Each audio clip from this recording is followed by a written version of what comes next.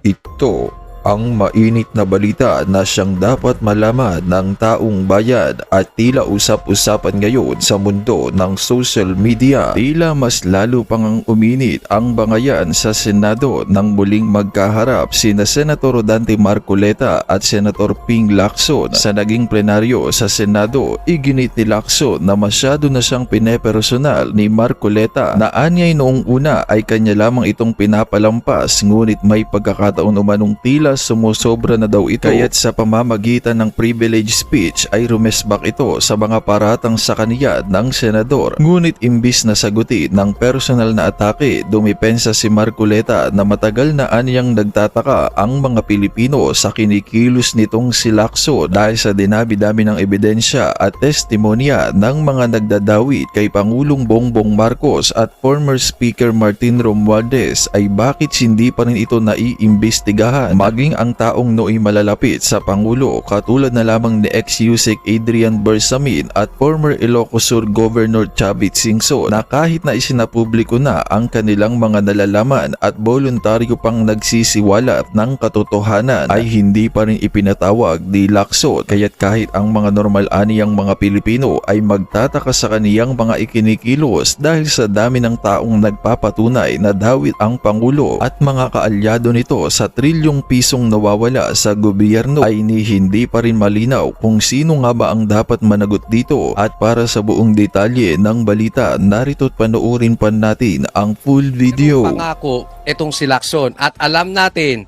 ito'y ikakabuti ng taong bayan. Kaya pag ito nangyari to, naku, makalakson na ako. Hindi ako kain suka. Pero kasi kung matutuloy, maganda to. Pag-usapan po natin.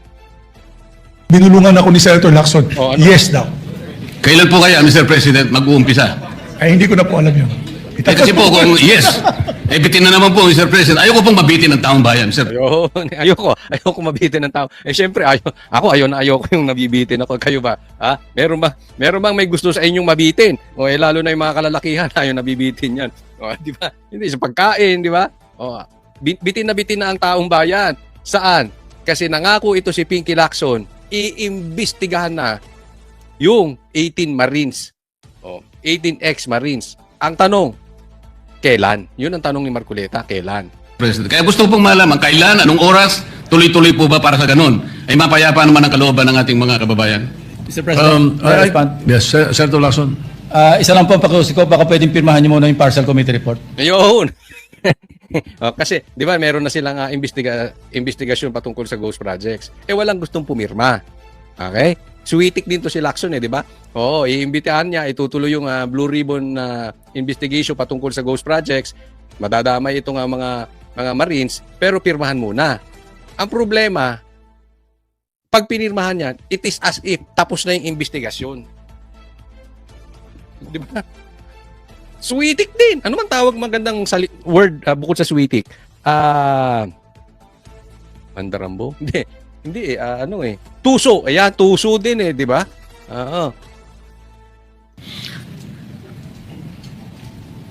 Seryoso po ba kayo? I'm serious, Mr. President. Di ba? Kaya ang tanong, seryoso ka ba? Parang tanga lang. So we can get over it, no?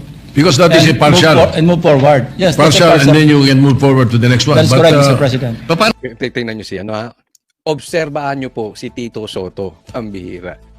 Ina-assisan niya na si Lacson. Okay. Parang, kumbaga sa boyfriend, ipinagluluto si Lacson, kakainin na lang.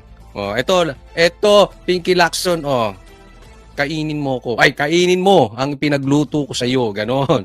Isubo mo yung niluto ko para sa iyo, Lacson, parang ganon. Ano ko po Yes, yung but again, para sa report, Mr. President, ang gusto ko makumpleto muna, kaya nga po ako'y nakikiusap, puntahan po natin ang mga potential areas of evidence. Kung payag naman po kayo, umuuna kayo, tinatanong ko lang ngayon, meron na po ba tayong schedule? Sana mo po, kahit weekly lang, Mr. President. Yeah, kita nyo? So, umuuna may pangako na ibinulong na kay Subiri. Ang problema, may kondisyon. Pipirma, gusto nang tapusin. Yung dating wala. Huwag po tayo magpakaligoy-ligoy. Gustong tapusin ni Lacson. Huwag na tayong alam mo, mahahati tayo dito eh. Ha?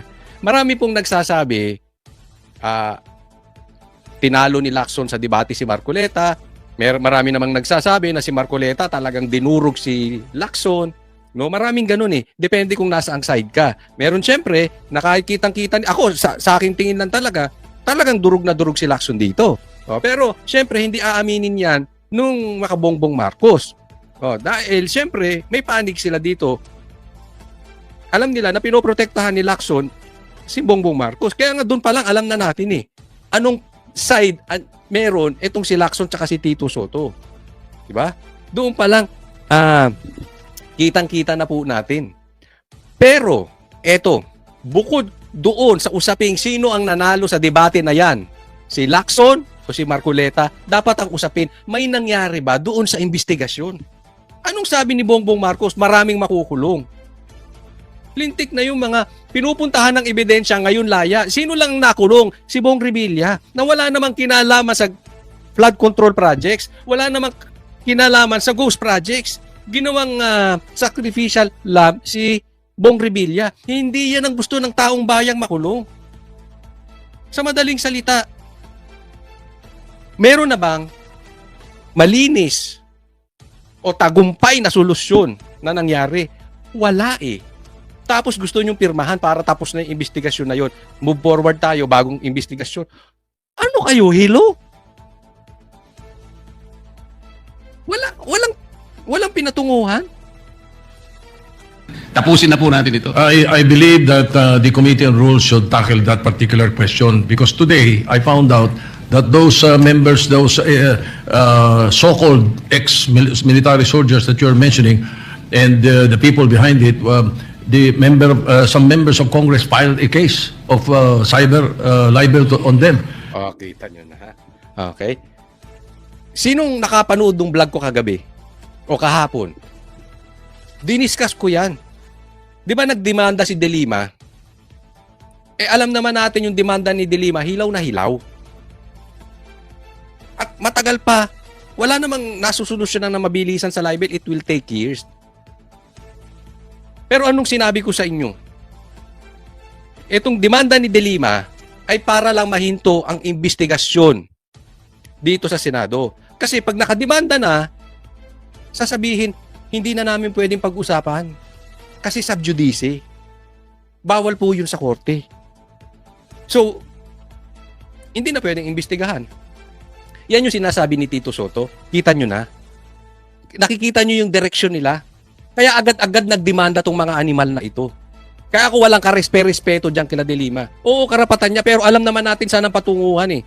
Di ba doon sa vlog kong yon, sinabi ko mag-partner si Lacson tsaka si De Lima. Lumalabas dito sa boyfriend ni Lacson na si Tito Soto. Tama yung mga pinagsasabi ko kahapon. Tama yung sinabi ko na mag-partner si Lacson at saka si De Lima. Tama rin yung sinabi ko, gagamitin nila yan para hindi na maimbestigahan. Pero tingnan nyo, sinong sumaklolo?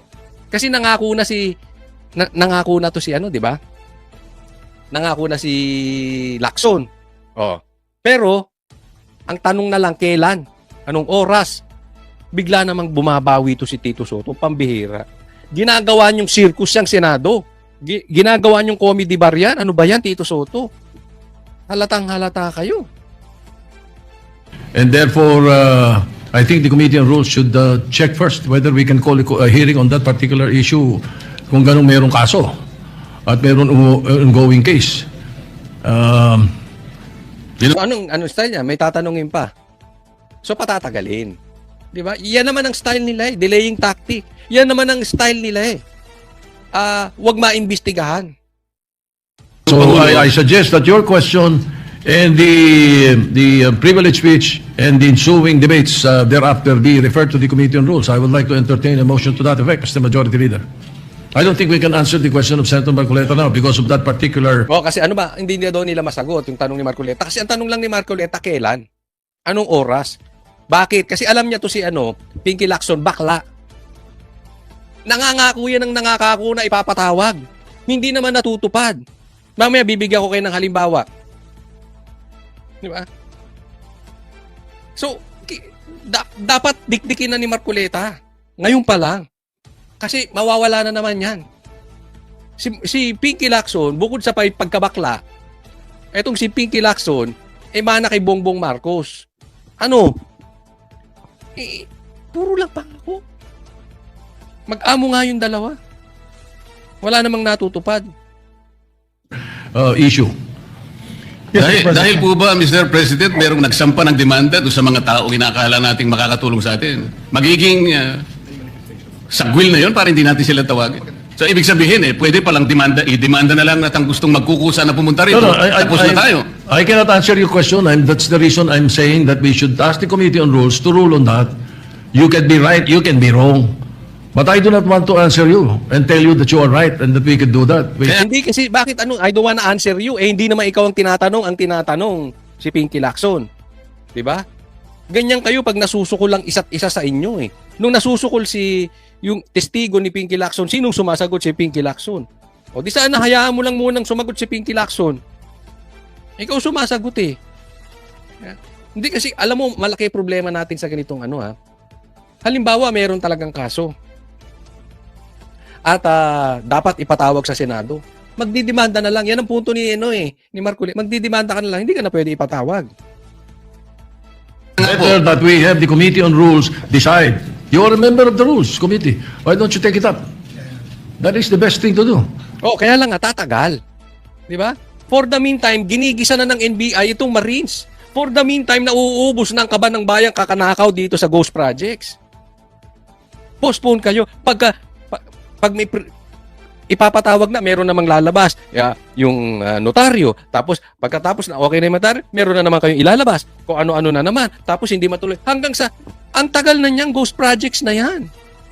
Hanggang kailan na wala namang hindi nyo nga mapatawag yung magpinsan. Dapat nga hindi ba kayo nagtataka? Bakit hindi ipatawag si Romualdez? Mamaya pag-uusapan natin yan. Pero dyan pa lang nakikita na natin eh. Di ba? Inililigaw nila, idinidelay nila, hanggang sa yung pangako wala na nangyayari.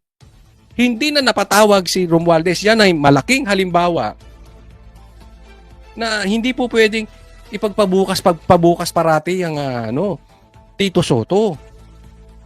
And not belabor the issue.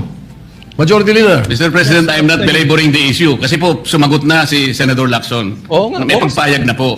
So wala na pong problema doon. Ang pinag-uusapan na lang para malinawan, schedule na lang po inihingi ko. Yes. He has not given the schedule yet. And he might even think of checking with the Rules Committee first on whether we can do that right away or not. Sinagot ng boyfriend yung pagkakamali ni Lacson. Di ba? Kasi mali yun eh. Lumalabas mali.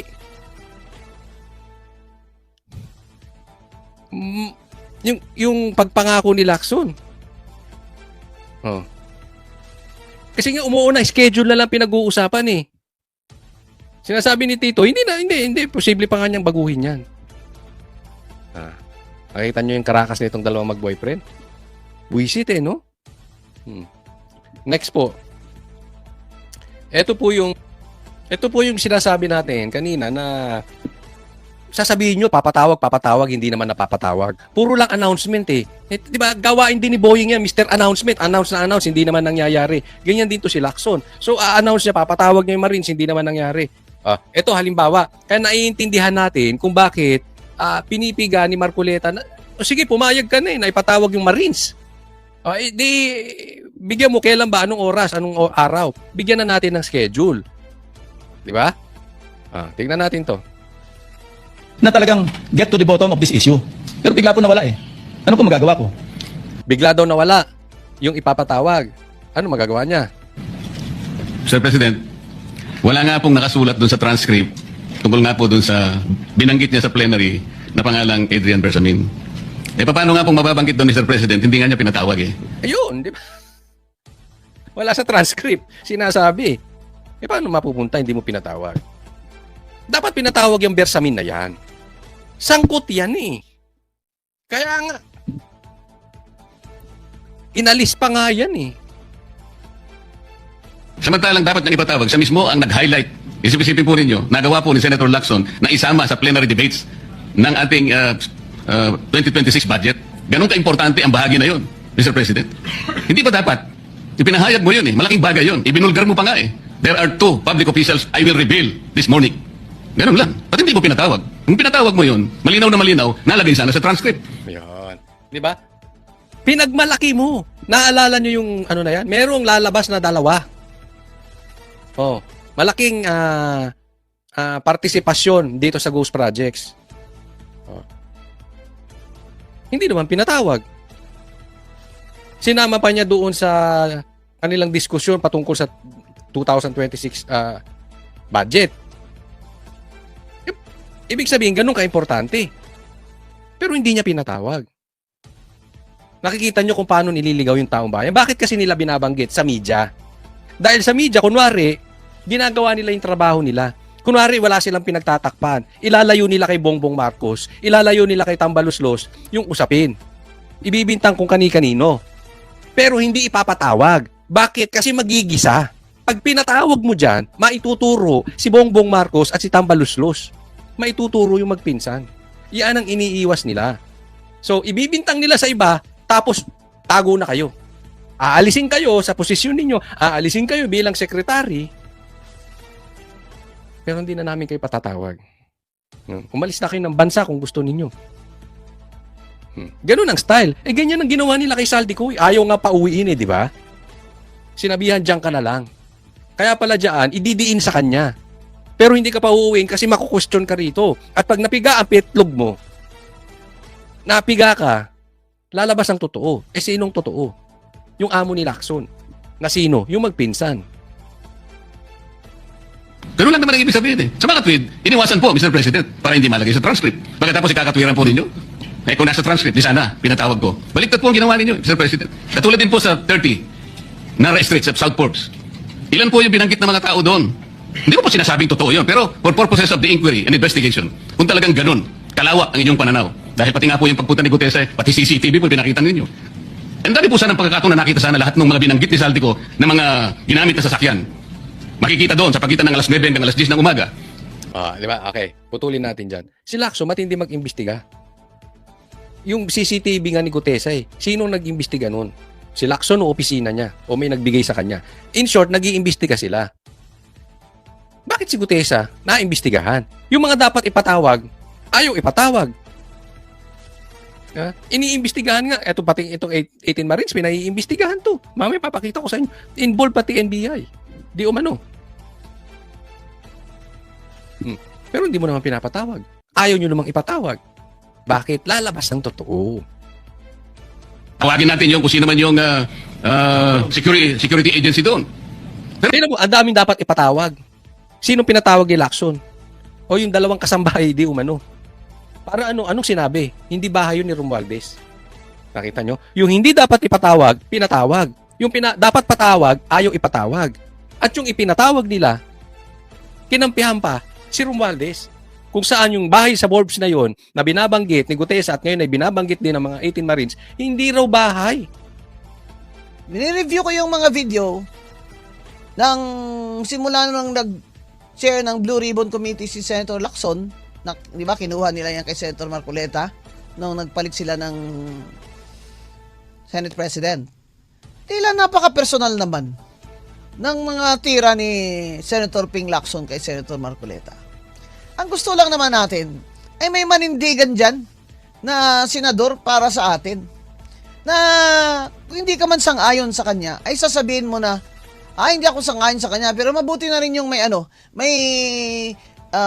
nagsasabi ng ibang opinion o kaya batikos ng mayoriya, dahil yan po ang dapat ang dugo na nananalaytay sa ating demokrasya, na makakapahayag ang kontra-opinyon at ito'y papakinggan ng mayoriya. Pero sa Senado ngayon, nakaka-disappointed ang leadership ni Senator Ping Lacson. Sinasabi ko pong nakaka-disappoint because as the chair of the Blue Ribbon Committee, he is the one who has the duty. Siya yung may katungkulan na pakinggan ang minorya. Abay, kung ganyan naman, Senate President Soto, na pag nagsenador naman ay nasa oposisyon, hindi na pwedeng magsalita. Yan nga inaabangan ng mga tao na yung senador nila, kahit hindi mayoriya, ay maririnig nila nang nagsasalita para sa kanila. Kaya gusto ko, pakinggan nyo itong privilege speech ni Senator Rodante Marcoleta na tungkol sa bigay nila isinumite na minority report sa Blue Ribbon Committee report ni Senator Lacson. Kasi tinatanong ni Senator Marcoleta, bakit hanggang ngayon walang nakukulong sa flood control? Bakit hanggang ngayon walang natutukoy na mastermind? Nilabas sa minority report, ibig sabihin, report yun ng mga minoriya na senador, ha? Yung mga Senator Bongo, Senator Bato, Robin Padilla, Senator Amy, ganyan, no? Nakalagay sa Senate sa kanilang minority report ang mga rigged biddings, yung mga nakita nilang ebidensya ng massive corruption sa DPWH, ang mga ghost projects at substandard flood control projects na ilang taon na tayong niluloko nitong ating mga congressman na magnanakaw at mga kasabwat na DPWH at kontraktor. Yan po ang ibig sabihin ng minority report ni Senator Marcoleta, pero ayaw siya pakinggan ni Senator Ping Lacson. Nakita ko sa TV, sabi ni Ping Lacson, Mr. Chairman, ayoko nang makinig dyan. Ano ba yan? Kung ako pala dyan, magsalita ako, ayaw makinig sa akin, hindi na ako pwedeng magsalita. Dito na lang ako magsalita sa radyo. Diba? Kaya naman anong masasabi mo sa balitang ito? Kung mayroon kang hinaing at komento ay mag-comment ka lamang sa ibaba ng videong ito. Maraming salamat.